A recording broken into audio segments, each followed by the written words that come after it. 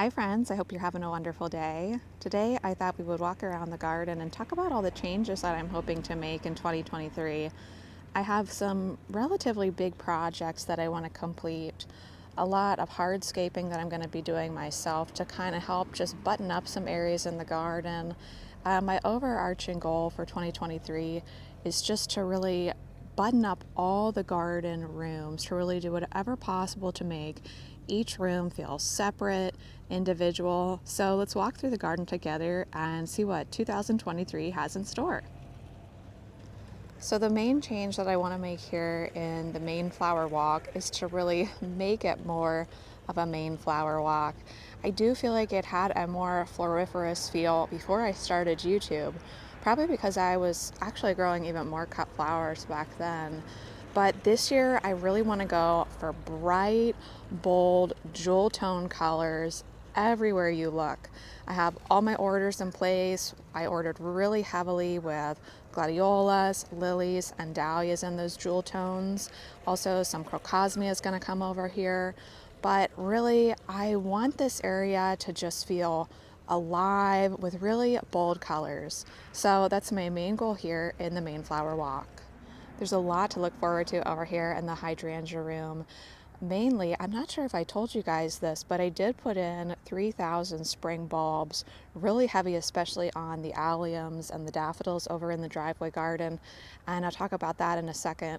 But over here, I basically lined these arbors with some beautiful kind of creamy colored tulips, blue hyacinths, lots of daffodils.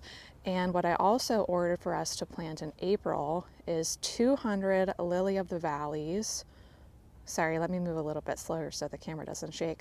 But we're going to plant 200 bare root lily of the valleys and the hydrangea annex, because my new plan for the hydrangea annex is to move the garden railroad over there, and it's going to run all through basically a field of lily of the valley and forget-me-nots. That's all it's going to be over there is the lily of the valley, and then we'll direct seed some shorter forget-me-nots. So that's the main plan for the hydrangea room. Of course, we'll be adding more hydrangeas. I'm just looking forward to how they grow also. But let me take you over to the raised bed area, which is where the most significant changes are going to happen. So now I want to show you where I want to make the most changes, and that's going to happen here in the raised bed garden and also behind it, and also my grandma's garden as well. I think I finally have the whole vision for this area, so let me try to explain it.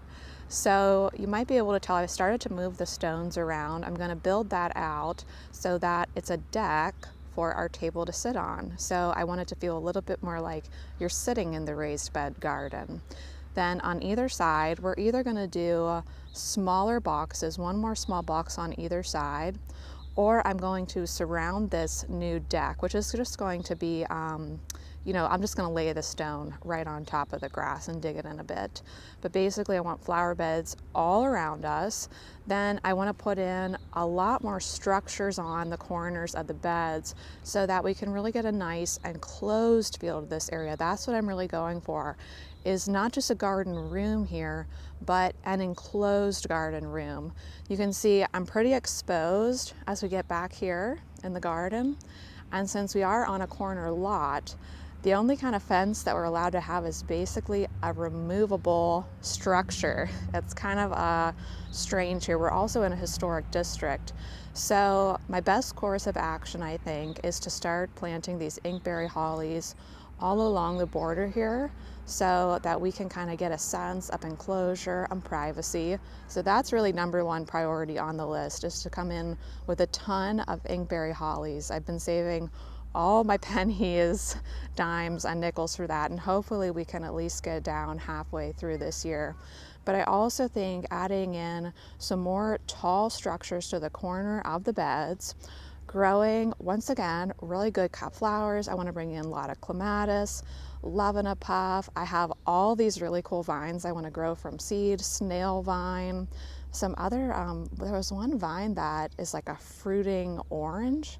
Anyway, I'll show you that really soon. But that's the plan for this, is to really turn it from a raised bed area to a raised bed room with walls that are good for cutting. That's the goal. And then of course we'll repaint the table and it'll live over on the deck. My grandma's chair is hopefully going to get moved by me and my husband. We're going to try to get up under it, put it on a dolly. It was there when we moved in.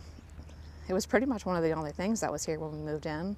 And I want to place it right here under this limelight as a nice focal point. So if you can imagine her stone chair being right there, you would kind of really be able to see that chair probably almost right at the front of the border, so that you can also sit in it too.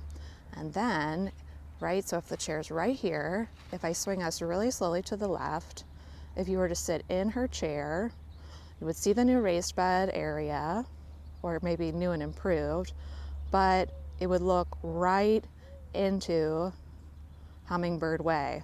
So it would be the focal point, the immediate focal point that you see, the true focal point when you exit Hummingbird Way. So that's a big goal. Let's hope that that chair is not too heavy and that my husband and I can get under it with some shovels. So let's walk through here, and I want to share another exciting development. This one won't be too hard. It's just going to take a little bit of time and effort on my part. Here's my compost pile, and this is kind of the back corner of the property. That's a green giant arborvitae there in the back. So from the corner of the compost pile over to the lilac, I'm going to dig that whole area out. And we're going to work on creating a mixed evergreen border with tall but skinny evergreens, so we can get a lot of great interest back here. We're going to be moving these hydrangeas. I'm not sure exactly where to yet, but they're going to be replaced by evergreens, and then imagine no grass back here. And what we're going to put back here are the Saving Grace Dahlia seedlings, right? I saved all the seeds from Saving Grace Dahlia, which was a dahlia I grew from seed. They're all going to live back here, and I think it's going to be a beautiful backdrop for all the raised beds, because once again, the raised beds are always being cut.